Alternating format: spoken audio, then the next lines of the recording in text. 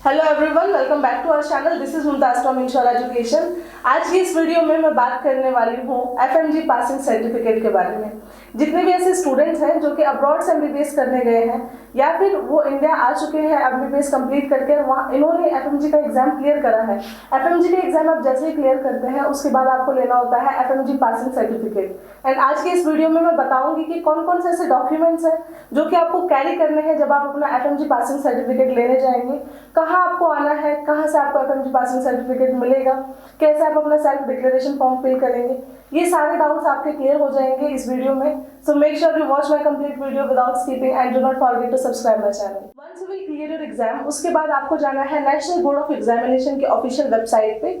वहां से आपको डाउनलोड करनी है अपनी एंट्री स्लिप। एंट्री स्लिप के साथ 3 और पेजेस होते हैं, जिनमें कि एक पेज होता है सेल्फ डिक्लेरेशन फॉर्म का। सेल्फ डिक्लेरेशन फॉर्म बहुत इंपॉर्टेंट है, काफी बच्चों को कंफ्यूजन है इसमें। सेल्फ डिक्लेरेशन फॉर्म में हमें ये बताना होता है कि जिस प्राइमरी यूनिवर्सिटी में हम एमबीबीएस करने गए हैं वहाँ पे हमने किस दिन एंट्री ली है एंड कब वहाँ से हम वापस इंडिया आए हैं। इस तरीके से जितने भी बार आप साल में आते हैं इंडिया, वो आपका एक टाइम कैलकुलेट होता है एंड वो टोटल ड्यूरेशन देखा जाता है कि आप कितने टाइम तक आपने मेडिकल का कोर्स करा है। तो इसको हम किस तरीके से फिल करेंगे, इसका वीडियो मैं अभी बनाने वाली हूँ बहुत जल्द, वो आपको मेरे यूट्यूब चैनल पे मिल जाएगा। सो इसके लिए भी आपको परेशान होने की जरूरत नहीं है। 1 to 1 मैं आपको हर एक पॉइंट बताऊंगी कि किस तरीके से आप इसको फिल कर सकते हैं। एंड एंट्री स्लिप पे आपके मेंशन होता है कि आपको किस डेट पे दिल्ली आना है, बिकॉज दिल्ली से ही आपको आपका एफएमजी पासिंग सर्टिफिकेट लेना होता है। एंड वहाँ पे आपका टाइम स्लॉट भी मेंशन होता है कि आपको कौन सा टाइम स्लॉट अलॉट हुआ है, या तो आपको मॉर्निंग में होगा या आफ्टरनून में होगा या इवनिंग में होगा। एंड जो भी आपका टाइम स्लॉट होगा आपको उससे सिर्फ आधे घंटे पहले ही आना है, बिकॉज आप 2 या 3 घंटे पहले भी आके अगर नेशनल बोर्ड ऑफ एग्जामिनेशन की बिल्डिंग के बाहर बैठेंगे तो भी कोई फायदा नहीं होने वाला, बिकॉज वहाँ पे वो एंट्री ही नहीं देते हैं। जो भी आपका टाइम स्लॉट मेंशन होगा उसी टाइम स्लॉट में आपको एंट्रीज मिलती है। एंट्री स्लिप डाउनलोड करने के बाद सेकंड क्वेश्चन आता है कि हमें दिल्ली में जाना कहाँ पे। तो जिस एड्रेस पे आपको आना है वो एड्रेस स्क्रीन पे मैंने मेंशन कर दिया है, आप इसको नोट कर लीजिए, बिकॉज यहाँ पे बहुत ज्यादा कंफ्यूजन होता है स्टूडेंट्स को। दिल्ली में द्वारका सेक्टर 8 और द्वारका सेक्टर 9, इन दोनों सेक्टर में अलग अलग बिल्डिंग्स है। द्वारका सेक्टर 8 में जो बिल्डिंग है वो है मेडिकल काउंसिल ऑफ इंडिया की, एंड द्वारका सेक्टर 9 में जो बिल्डिंग है वो है नेशनल बोर्ड ऑफ एग्जामिनेशन की। बच्चे क्या करते हैं, सेक्टर 9 में आने के बदले सेक्टर 8 में चले जाते हैं, यहाँ पे उनका टाइम वेस्ट हो जाता है। तो इस चीज का आपको ध्यान रखना है कि आपको सेक्टर 9 में ही आना है। एंड जो मेंशन करा है मैंने एड्रेस, आप उसको नोट कर लीजिए एंड आपको वहीं की कैब करनी है, या फिर आप बाय अपनी गाड़ी से आते हैं तो जिस भी तरीके से आप आते हैं आपको यहीं पे आना है। जो भी आपको डेट एंड टाइम मेंशन कर रहा है एंट्री स्लिप पे, आपको प्रॉपर उस टाइम पे पहुंचना है, बिकॉज आप 2 या 3 घंटे पहले भी अगर वहां जाके बैठते हैं तो भी वहां पे आपको एंट्री नहीं मिलती है। आपकी एंट्री होगी जो आपका टाइम स्लॉट है उसी पे। तो ये आप कोशिश करिए कि सिर्फ आप आधे घंटे पहले जाके वहां बैठिए ताकि आपका भी टाइम वेस्ट ना हो। एंड एनबीई में आने से पहले ऐसे कौन कौन से डॉक्यूमेंट्स हैं जो कि आपको प्रिपेयर करने हैं, उन डॉक्यूमेंट्स की लिस्ट मैं आपको बताने वाली हूँ। एंड आप मेक श्योर करिएगा कि उनमें से कोई भी ऐसा डॉक्यूमेंट ना हो जो कि आपके पास ना हो, बिकॉज एक भी डॉक्यूमेंट अगर आपके पास नहीं हुआ तो आपको एफएमजी पासिंग सर्टिफिकेट मिलने में प्रॉब्लम आ सकती है।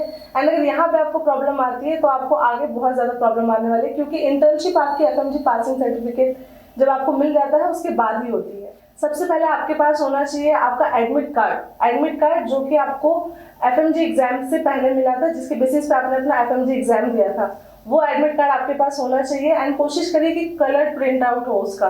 सेकंड, आपके पास होना चाहिए आपका पासपोर्ट, एंड आपको ओरिजिनल पासपोर्ट लेके जाना है, जहाँ पे वो चेक करते हैं कि आपका इमिग्रेशन में कितनी स्टैंपिंग लगी है, जो कि आपने सेल्फ डिक्लेरेशन फॉर्म में फिल करा है वो उनसे मैच होती है या नहीं। तो आपको अपना पासपोर्ट कैरी करना है। एंड थर्ड, आपको एक प्रूफ, अपना आइडेंटिटी प्रूफ लेकर जाना है। आइडेंटिटी प्रूफ में क्या आता है, आधार कार्ड आता है। सबसे पहली चॉइस होती है आधार कार्ड की। जस्ट इन केस आपके पास आधार कार्ड नहीं है तो वोटर आईडी ले जा सकते हैं, कोई भी आपको एक आइडेंटिटी प्रूफ लेकर जाना पड़ेगा। जैसे ही आप नेशनल बोर्ड ऑफ एग्जामिनेशन में एंट्री करते हैं वहां पे आपको अलग अलग स्टेशंस मिलते हैं, तो अलग अलग स्टेशन पे अलग अलग चीजें वेरीफाई होती हैं। जो पहला स्टेशन होगा वहां पे आपके तीनों डॉक्यूमेंट वेरीफाई होते हैं, आपका एडमिट कार्ड हो गया, पासपोर्ट हो गया एंड आपका एक आइडेंटिटी प्रूफ। एंड वहां पे जिस टाइम पे आपका वेरिफिकेशन हो रहा होगा उस टाइम पे आपके वहां पे फोटो खींचते हैं, सिग्नेचर आपसे लिया जाता है और आपकी बायोमेट्रिक्स वहां पे होती हैं। जैसे ही यहाँ पे आपका वेरिफिकेशन हो जाएगा उसके बाद आपको स्टेशन 2 में जाना पड़ता है। एंड जब आपकी वेरिफिकेशन हो रही होती है तो उस टाइम पे आपसे बहुत सारे क्वेश्चंस भी पूछे जाते हैं, जो कि नॉर्मल क्वेश्चंस होते हैं। आपके बारे में पूछ लेंगे, फैमिली के बारे में पूछ लेते हैं, पेरेंट्स का नाम पूछ लेते हैं कि आप किस यूनिवर्सिटी में गए थे एमबीबीएस करने के लिए, वहां की थोड़ी सी चीज आपसे पूछ ली जाती है। तो यहाँ पे आपको पैनिक नहीं होना है, बहुत जेन्युइन क्वेश्चंस होते हैं, नॉर्मल क्वेश्चंस होते हैं, एंड बीइंग ए स्टूडेंट आप सबको आंसर कर सकते हैं। जैसे यहाँ पे आपका वेरिफिकेशन कंप्लीट होगा, उसके बाद आपको जाना होता है स्टेशन 2 में। स्टेशन 2 में आपके अलग डॉक्यूमेंट्स की वेरिफिकेशन होती है। वहाँ पे जो डॉक्यूमेंट्स आपको कैरी करने होते हैं वो होते हैं आपका एडमिट कार्ड, पासपोर्ट आपका ओरिजिनल, थर्ड आपका identity proof and fourth one is eligibility certificate. Eligibility certificate का जो आप प्रिंट आउट करवाएंगे, ध्यान रखिए कि आप कलर प्रिंट आउट लें। एंड यहाँ पे एक गलती बच्चे करते हैं कि जब उनका एलिजिबिलिटी सर्टिफिकेट रिलीज होता है उस टाइम पे वहाँ पे क्वेश्चन मार्क मेंशन होता है, वो क्वेश्चन मार्क के साथ ही अपना एलिजिबिलिटी सर्टिफिकेट डाउनलोड करके ले जाते हैं। बट ऐसा नहीं करना है, आपको जो एलिजिबिलिटी सर्टिफिकेट लेकर जाना है उस पर आपका ग्रीन टिक होना चाहिए, इस चीज का आप ध्यान रखिए।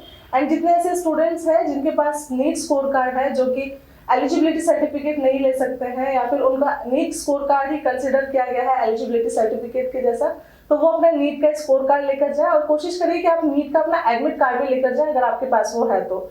एंड इसके अलावा जो लास्ट डॉक्यूमेंट आपको कैरी करना पड़ता है वो है आपकी डिग्री, जो कि अपोस्टाइल में आपको लेकर जानी है साथ में, और आपकी ओरिजिनल डिग्री आपके पास होनी चाहिए।